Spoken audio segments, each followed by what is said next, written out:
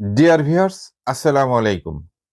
এই মুহূর্তের এপিসোডটি উপভোগ করার জন্য আপনাদের সকলকে জানাচ্ছি সাদর আমন্ত্রণ। পৃথিবী একটি উত্তাল সাগরের মতো, যেখানে বেদনাগুলো বড় বড় ঢেউয়ের মতো আঘাত করে। আর দুঃসহ জীবনে মানুষ যে স্বপ্ন নিয়ে বেঁচে থাকে, সেটি হচ্ছে সাগরে ভাসমান তরী, যা বেঁচে থাকার একমাত্র অবলম্বন। বাংলাদেশের চারদিকে সংকট আর সংকট, যেখান থেকে বাংলাদেশ বাঁচতে চায়। বাঁচতে চায় দেশের খেটে খাওয়া অধিকার বঞ্চিত মানুষগুলো। কিন্তু কে বাঁচাবে তাদের?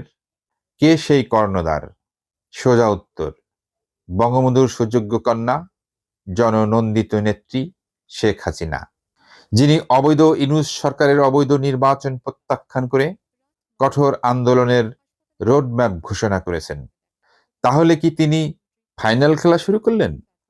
দেখা যাক কোন খেলা। আপনি কি জানতে চান নির্বাচন প্রত্যাখ্যান করে শেখ হাসিনা আন্দোলনের কি রোডম্যাপ ঘোষণা করলেন? আপনি কি জানতে চান কিসের ফাইনাল গণভোট? খেলার গণভোট বলে কিছু কর্মসূচিতে নাই। যেটা কি ঐক্যমত কি হওয়ার রয়েছে? অতটুকু হয়েছে, চ্যাপ্টার তাহলে ওখানে ক্লোজ। খানিকটা সময় আমরা প্রয়োজনে আন্দোলনে আমাদের যাব সঙ্গে এবং কাটান। সেটা কঠোর আন্দোলনে যাব। সম্মানিত দর্শক, আপনারা জানেন 2024 সালের 5 আগস্ট দেশি বিদেশি ষড়যন্ত্র এবং সেনাবাহিনীর একাংশের সহযোগিতায় গণতান্ত্রিক উপায়ে নির্বাচিত গণপ্রজাতন্ত্রী বাংলাদেশ সরকারের বৈধ প্রধানমন্ত্রী শেখ হাসিনাকে অপসারণ করে জোর করে রাষ্ট্র ক্ষমতা দখল করেছেন ডক্টর মোহাম্মদ ইউনূস। একটু দেরিতে হলেও দেশি বিদেশি চাপের কারণে 12 ফেব্রুয়ারি একটি অসম্পূর্ণ নির্বাচন দিয়েছেন তিনি। কেন অসম্পূর্ণ বলছি, আসছি সে কথায়। তার আগে বলা দরকার, এই নির্বাচনে কার লাভ বেশি হলো। এই নির্বাচনে একই সাথে 3টি ঘটনা ঘটেছে। একটি হলো জাতীয় নির্বাচন, সাথে গণভোট, এবং অপরটি হচ্ছে বাংলাদেশ রাষ্ট্রের জন্মদানকারী সংগঠন বাংলাদেশ আওয়ামী লীগকে নির্বাচনে অংশগ্রহণ করতে না দেওয়া। আওয়ামী লীগকে নির্বাচনে অংশ নিতে না দেওয়ার ফলে আওয়ামী লীগ সভাপতি শেখ হাসিনা দলীয় নেতাকর্মীদের উদ্দেশ্যে ঘোষণা করেছিলেন, নো ভোট নো ভোট, মানে যে ব্যালটে নৌকা নেই সে ব্যালটে কোনো ভোট নেই। কিন্তু তার সেই আহ্বানটি কেবল দলের মধ্যেই সীমাবদ্ধ থাকেনি, এটি ছড়িয়ে পড়েছিল বাংলাদেশের সকল শ্রেণী পেশার মানুষের মাঝে। তাই প্রায় 80% মানুষ এই নির্বাচনকে বর্জন করেছেন। যদিও নির্বাচন কমিশন থেকে ভোটার উপস্থিতি দেখানো হয়েছে 59.44%, কিন্তু আমরা বিভিন্ন ভোট কেন্দ্র পরিদর্শন করে দেখতে পেয়েছি ভোট কেন্দ্রগুলো ছিল একেবারেই ফাঁকা। ভিতরে চলছিল জাল ভোট দেওয়ার প্রতিযোগিতা, ফাঁকা ব্যালটে কে কত সিল মারতে পারে। 80% মানুষ ভোট বর্জনের মাধ্যমে আওয়ামী লীগ সভাপতি শেখ হাসিনার বিজয় হয়েছে শতভাগ, এবং এই বর্জনের মধ্য দিয়ে মানুষ বুঝিয়ে দিয়েছেন শেখ হাসিনা বাংলাদেশের জন্য কতটা অপরিহার্য। মানুষ বুঝিয়ে দিয়েছেন শেখ হাসিনার বিকল্প বাংলাদেশে এখনো কেউ হতে পারেননি। পাশাপাশি 80% মানুষ ভোট বর্জনের মধ্য দিয়ে শেখ হাসিনাকে একটি গুরুত্বপূর্ণ মেসেজ দিয়েছেন। মেসেজটি হলো, অধিকার আদায়ের লক্ষ্যে আওয়ামী লীগ মাঠে নামলে জনগণ তাদের পাশে দাঁড়াবেন। এবার ফিরে আসি পেছনে ফেলে আসা গুরুত্বপূর্ণ পয়েন্টে। আমি বলেছি 12 ফেব্রুয়ারি নির্বাচনটি একটি অসম্পূর্ণ নির্বাচন। আসলে কি তাই? একদম তাই। কারণ এই নির্বাচনটির 2টি দিক রয়েছে। প্রথমত, নির্বাচনটি অংশগ্রহণমূলক ছিল না। দ্বিতীয়ত, এই নির্বাচনের সাথে আরেকটি ভোটের আয়োজন করা হয়েছিল, যার নাম গণভোট, যেখানে হ্যাঁ কিংবা না ভোট দেওয়ার অপশন রাখা হয়েছিল। ইতিমধ্যে হ্যাঁ ভোটকে বিজয়ী ঘোষণা করা হয়েছে, যেখানে দেখানো হয়েছে 68% জনগণ হ্যাঁ ভোটের পক্ষে রায় দিয়েছে। এখানেই সবচেয়ে বড় সমস্যা সৃষ্টি করেছেন ডক্টর মোহাম্মদ ইউনূস। কারণ কি? কারণ হ্যাঁ ভোটের মাধ্যমে তিনি 72-এর সংবিধানের 50% বাতিল করে নতুন সংবিধান রচনা করার প্রস্তুতি গ্রহণ করেছেন, যেটি জুলাই সনদে বিস্তারিত উল্লেখ করা হয়েছে। এখানে সমস্ত বিষয় আলোচনা করলে প্রতিবেদনটি বেশ লম্বা হয়ে যাবে। কাজেই জুলাই সনদ এবং হ্যাঁ ভোটের আওতাধীন সমস্ত বিষয় নিয়ে আরেকটি প্রতিবেদন তৈরি করব। তবে মোটা দাগে দু একটি না বললেই নয়। একটি হচ্ছে প্রধানমন্ত্রীর ক্ষমতা কমিয়ে রাষ্ট্রপতির ক্ষমতা বৃদ্ধি করা। এখানে বলে রাখা ভালো, ডক্টর ইউনূস নিজেই রাষ্ট্রপতি হতে চান, কিন্তু বিএনপি সেটি করবেন কিনা সেটি এখনো পরিষ্কার নয়। 2 নম্বর হচ্ছে সংবিধানের 7 ক এবং খ অনুচ্ছেদ পুরোপুরি বাদ দেয়া। এই অনুচ্ছেদ দুটিতে কি আছে? এখানে বলা আছে, কেউ যদি জোর করে শক্তি প্রয়োগ করে রাষ্ট্র ক্ষমতা দখল করেন এবং যিনি দখল করলেন তাকে যিনি দখল করতে সাহায্য করলেন, অর্থাৎ দখলকারী এবং দখলে সাহায্যকারী এ দুজনই সমান অপরাধে অপরাধী, যার শাস্তি মৃত্যুদণ্ড। ডক্টর ইউনূস 72-এর সংবিধান থেকে এটি বাদ দিতে চান।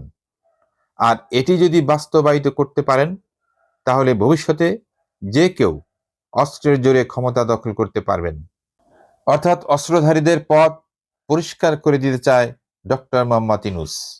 3 নম্বর হচ্ছে বাংলাদেশের মুক্তিযুদ্ধ এবং মুক্তিযুদ্ধের ইতিহাস মুছে দিতে চায় সংবিধানের 4টি মূল নীতি: জাতীয়তাবাদ, সমাজতন্ত্র, গণতন্ত্র এবং ধর্মনিরপেক্ষতা। এরকম অসংখ্য পরিবর্তন করার জন্যই গণভোটের আয়োজন করে মেটিকুলাস ডিজাইনের মাধ্যমে হ্যাঁ ভোটকে বিজয়ী করা হয়েছে। আর এটিকে ইমপ্লিমেন্ট করার জন্যই বিএনপির সাথে চুক্তি করে বিএনপিকে নির্বাচনে বিজয়ী করা হয়েছে। কিন্তু প্রশ্ন হচ্ছে, বিএনপি কি এটি স্বীকৃতি দিবে? সোজা উত্তর, স্বীকৃতি দিবে বলেই বিএনপিকে তারা ক্ষমতায় এনেছেন। আর যদি বিএনপি এটি স্বীকৃতি না দেয় তাহলে কি হবে? সূত্র বলছে, বিএনপি এমন কোনো অন্যায় দাবিকে স্বীকৃতি দিবেন না যেটির কারণে সংবিধানের ক্ষতি হয় এবং মুক্তিযুদ্ধের ইতিহাস মুছে যায়। কারণ কি? কারণ ভারতের সাথে এরকম শর্ত দিয়েই তারেক রহমান বাংলাদেশে এসেছেন। কাজেই ধারণা করা হচ্ছে বিএনপি হ্যাঁ ভোটকে স্বীকৃতি দিবে না। তাহলে ইউনূস গংরা কি করবেন? তারা কি বিএনপির সিদ্ধান্ত মেনে নেবেন? সূত্র বলছে না। এমনটি হলে ইউনূস গংরা বিএনপির বিরুদ্ধে আন্দোলনে নামবে এবং সংসদ অধিবেশনে যোগ দেওয়ার আগেই পরিস্থিতি ঘোলাটে হয়ে যেতে পারে। এ ব্যাপারে কিছুটা ইঙ্গিত পাওয়া গেছে জামাত নেতাদের বক্তব্যের মধ্য দিয়ে। তারা কঠোর আন্দোলনে নামার হুমকি প্রদান করেছেন। শুনুন তাদের বক্তব্য। কিসের গণভোট? গণভোট বলে কিছু নাই। যেটা ঐক্যমত হওয়ার অতটুকু হয়েছে, চ্যাপ্টার ওখানে ক্লোজ হয়েছে। আমরা প্রয়োজনে আন্দোলনে যাব এবং সেটা কঠোর আন্দোলনে যাব। গণভোটের ব্যাপারে আমাদের স্পষ্ট বক্তব্য। সংখ্যাগরিষ্ঠ ভোটার রায় দিয়েছে গণভোটের পক্ষে, অবশ্যই তা বাস্তবায়ন করতে। কেউ যদি এড়িয়ে চলতে চান, আমরা এ বিষয়ে অবশ্যই আমাদের কণ্ঠ থেমে থাকবে না। আমরা আমাদের দায়িত্ব পালন করব। ডক্টর শফিকুর রহমান বলেছেন স্পষ্টভাবে যে এটার জন্য রাজপথে নামার প্রয়োজন হলে আমরা সেটার প্রস্তুতি নিচ্ছি। অন্যদিকে 12 ফেব্রুয়ারি নির্বাচনকে প্রত্যাখ্যান করে দেশ বাঁচাতে, দেশের মানুষকে বাঁচাতে লাখো শহীদের রক্তের বিনিময়ে অর্জিত সংবিধানকে সমুন্নত রাখতে আন্দোলনের রোডম্যাপ ঘোষণা করতে গিয়ে বঙ্গবন্ধু কন্যা শেখ হাসিনা প্রথমেই বলেছেন, প্রহসনে নির্বাচন প্রত্যাখ্যান করার জন্য আমি দেশবাসীকে ধন্যবাদ জানাচ্ছি। পাশাপাশি বাংলাদেশকে খাদের কিনারা থেকে তুলে আনতে কিংবা বাংলাদেশের স্থিতিশীলতা ফিরিয়ে আনার লক্ষ্যে বঙ্গবন্ধু কন্যা শেখ হাসিনা নির্বাচন পরবর্তী আন্দোলনের রোডম্যাপ ঘোষণা করেছেন। তিনি বলেছেন, অবৈধ অসাংবিধানিক উপায়ে ক্ষমতা দখলকারী ইউনূসের তথাকথিত প্রহসনের একতরফা নির্বাচনের মাধ্যমে গঠিত সরকারকে পদত্যাগ করে একটি নির্দলীয় সরকারের অধীনে সকল দলের অংশগ্রহণে একটি নির্বাচনের আয়োজন করতে হবে। বঙ্গবন্ধু কন্যা শেখ হাসিনা আরো বলেন, অবৈধ হ্যাঁ ভোট বাতিল করে সংবিধানকে অক্ষুণ্ণ রাখতে হবে। ধর্মীয় সংখ্যালঘু, নারী ও অসহায় জনগোষ্ঠীর নিরাপত্তা নিশ্চিত করতে হবে। সাংবাদিক ও আওয়ামী লীগ নেতা কর্মীদের বিরুদ্ধে রাজনৈতিক উদ্দেশ্য প্রণোদিত মামলা বন্ধ, সকল রাজবন্দীদের মুক্তি এবং বিচার বিভাগের স্বাধীনতা ফিরিয়ে আনতে হবে। পরিশেষে তিনি আওয়ামী লীগকে বাংলাদেশের গণতন্ত্রের একমাত্র অভিভাবক হিসেবে দাবি করেন এবং মুক্তিযুদ্ধের সপক্ষের সকল শক্তিকে সংবিধান পুনরুদ্ধারে যে কোনো পরিস্থিতি মোকাবেলা করার জন্য ঐক্যবদ্ধ হওয়ার আহ্বান জানান। তিনি কি বঙ্গবন্ধুর ৭ই মার্চের ভাষণের মতোই সকলকে প্রস্তুত থাকতে বললেন? আমার কাছে তো তাই মনে হয়। কারণ ক্ষমতাসীনরা কি ইচ্ছে করে ক্ষমতা ছেড়ে দিয়ে সবাইকে নিয়ে একটি নির্বাচন করবেন? নিশ্চয়ই না। সেটি করলে তো আগেই করতেন। সূত্র বলছে, যেহেতু তারা ক্ষমতা ছাড়বেন না এবং সবাইকে নিয়ে একটি নির্বাচনও করবেন না, তাহলে দাবি আদায়ের লক্ষ্যে দ্রুত একটি কঠোর আন্দোলনের কর্মসূচি ঘোষণা করবেন আওয়ামী লীগ সভাপতি বঙ্গবন্ধু কন্যা শেখ হাসিনা। সম্মানিত দর্শক, একটি বিতর্কিত নির্বাচনের মাধ্যমে বিএনপি সরকার গঠন করে ডক্টর ইউনূসের সাথে চুক্তিভিত্তিক জুলাই সনদ বাস্তবায়নের লক্ষ্যে ৭২-এর সংবিধান বাতিল করে নতুন সংবিধানের আলোকে দেশ পরিচালনা করলে বিএনপির জন্য ভালো হবে, নাকি সব দলের অংশগ্রহণের মাধ্যমে আরেকটি নির্বাচন করে ৭২-এর সংবিধান সমুন্নত রেখে সরকার পরিচালনা করলে ভালো হবে? কমেন্ট বক্সে আপনার মতামত জানিয়ে লিখতে পারেন। আজ এখানেই থামছি। সবাই ভালো থাকুন, সুস্থ থাকুন এবং সতর্ক থাকুন।